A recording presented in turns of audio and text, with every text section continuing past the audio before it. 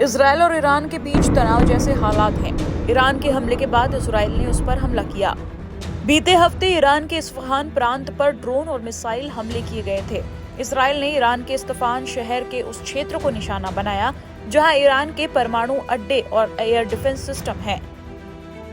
अमेरिकी मीडिया ने अमेरिकी अधिकारियों के हवाले से इजरायल के ईरान पर हमले की जानकारी दी। हालांकि इजरायल की ओर से इस हमले को लेकर कोई जानकारी सामने नहीं आई। इजरायल ने न तो इस हमले को लेकर कोई ऐलान किया और न ही इस हमले से इनकार किया। इजरायल की ओर से ये हमले ईरान के इजरायल पर 300 से अधिक ड्रोन, क्रूज और बैलिस्टिक मिसाइल हमले के एक हफ्ते बाद किए गए। इस बीच कई मीडिया रिपोर्ट्स में इजरायल के ईरान पर हमले की सैटेलाइट तस्वीरें सामने आ रही हैं। ईरान पर हमले की सैटेलाइट तस्वीरों में तबाही के निशान दिखाई पड़ रहे हैं। इन सैटेलाइट तस्वीरों में ईरान के S-300 एयर डिफेंस सिस्टम के तबाह होने के सबूत दिख रहे हैं। इस हमले की बात करें तो ना तो इजरायल मान रहा है कि ये हमला उसने किया है और ना ही ईरान ये मान रहा है कि उस पर हमला हुआ है।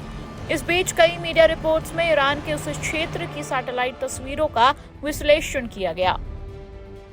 ये सैटेलाइट तस्वीरें उसी क्षेत्र की है जहां इजरायल का हमला हुआ। उसके पास ही ईरान के परमाणु ठिकाने हैं।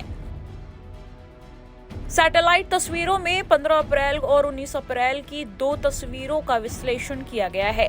15 अप्रैल की सैटेलाइट तस्वीरों में तो सब कुछ सामान्य है, लेकिन 19 अप्रैल को ईरान के S-300 एयर डिफेंस सिस्टम पर हमला देखा जा सकता है।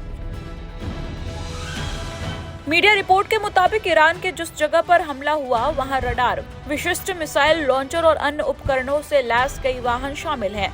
इसी स्थान पर इजरायल की ओर से ड्रोन और मिसाइल हमले किए गए थे।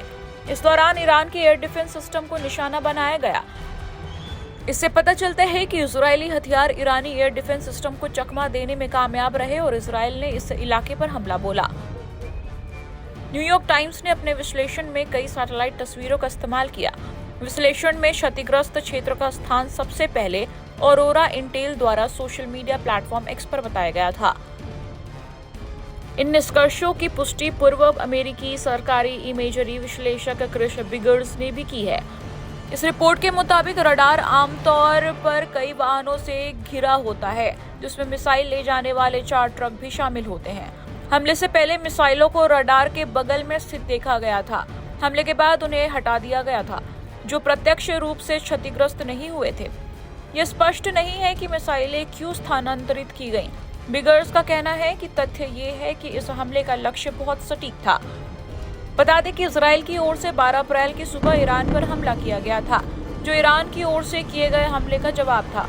इसके बाद ईरान और इजरायल दोनों के बीच तनाव अभी भी जारी है। टाइम्स नाउ भारत डिजिटल की रिपोर्ट।